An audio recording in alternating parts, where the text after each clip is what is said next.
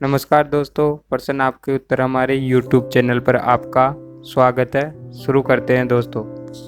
Question number 1, साधु संत भगवा रंग के कपड़े ही क्यों पहनते हैं? क्वेश्चन नंबर 2, साबुन का झाग हमेशा सफ़ेद ही क्यों होता है? क्वेश्चन नंबर 3, तुलसी का पौधा क्यों सूख जाता है? क्वेश्चन नंबर 4, वकील काले रंग का कोट ही क्यों पहनते हैं? क्वेश्चन नंबर 5, टायर काले रंग के क्यों होते हैं?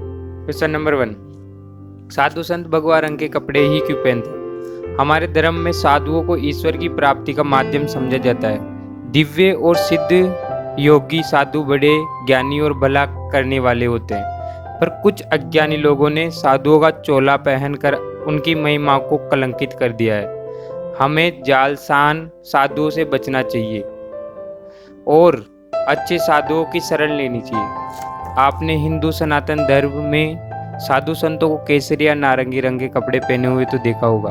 क्या आपने कभी विचार किया है कि आखिर इस रंग के कपड़े क्यों पहनते हैं ये साधु? भगवा रंग का महत्व और फायदे आपने सूर्य उदय के समय सूर्य की किरण देखी होगी, जो एक नए दिन की शुरुआत में भगवा रंग बिखेरती है। भगवा यही दिखाने के लिए पहनते हैं कि आपके जीवन में एक नया सवेरा हो गया है। ये रंग दूसरों को ये भी बताता है कि ये सन्यासी है। आज्ञा चक्र से संबंध है। गेरुआ रंग का हमारे शरीर में 7 तरह के चक्र है, जिसमें एक है आज्ञा चक्र। ये ज्ञान प्राप्ति का चक्र है, जिसका भी रंग भगवा या गेरुआ है। ये रंग पहनने से वह आध्यात्मिक पथ के उच्चतम स्तर तक पहुंचने के लिए अग्रसर हो जाता है। इसीलिए साधु संत भगवा रंग के कपड़े पहनते हैं। क्वेश्चन नंबर 2, साबुन का झाग हमेशा सफेद ही क्यों होता है? साबुन चाहे किसी भी कलर का हो, लेकिन झाग हमेशा सफ़ेद ही होता है। आखिर क्यों? इसका वैज्ञानिक कारण ये है कि किसी वस्तु का अपना कोई रंग नहीं होता। उस पर जब प्रकाश की किरण पड़ती है तो वह बाकी रंगों को सोखकर जिस रंग को परावर्तित करती है वही उसका रंग होता है। यही नियम कहता है कि जब कोई वस्तु सभी रंगों को सोख लेती है तो वह काली और सभी रंगों को परावर्तित कर देती है तो वह सफ़ेद दिखाई देती है। साबुन का झाग सफ़ेद दिखाई देने के पीछे भी यही कारण है।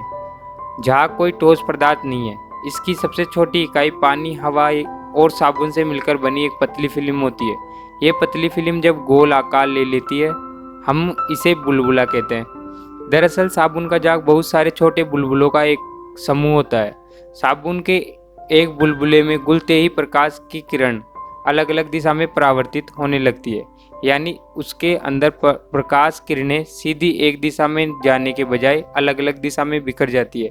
यही कारण है कि साबुन का एक बड़ा बुलबुला हमें पारदर्शी सतरंगी फिल्म जैसा दिखाई देता है।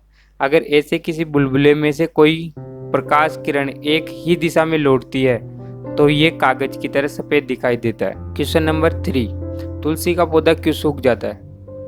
आपने देखा होगा कि अचानक से तुलसी का पौधा सूखने लगता है और आपको समझ नहीं आता कि ऐसा क्यों होता है। पुराणों और शास्त्रों के अनुसार माना जाए तो ऐसा इसलिए होता है कि जिस घर में मुसीबत आने वाली होती है उस घर में सबसे पहले लक्ष्मी यानी तुलसी जी चली जाती है, क्योंकि दरिद्रता, अशांति या क्लेश जहाँ होता है वहाँ लक्ष्मी जी का निवास नहीं होता है। अगर ज्योतिष्य की माने तो ऐसा बुध के कारण होता है। बुध का प्रभाव हरे रंग का होता है। बुध को पेड़ पौधों का कारक ग्रह माना जाता है।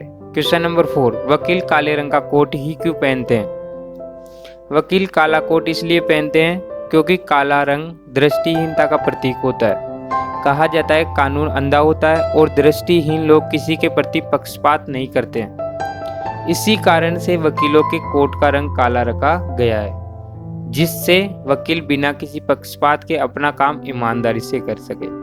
1961 के अधिनियम के तहत वकीलों के लिए सफेद बन टाई के साथ वकीलों के लिए ये अनिवार्य कर दिया गया है। आपने देखा होगा वकील काले कोट के साथ सफेद शर्ट भी पहनते हैं। ऐसा इसलिए होता है क्योंकि सफेद रंग सच्चाई का प्रतीक होता है।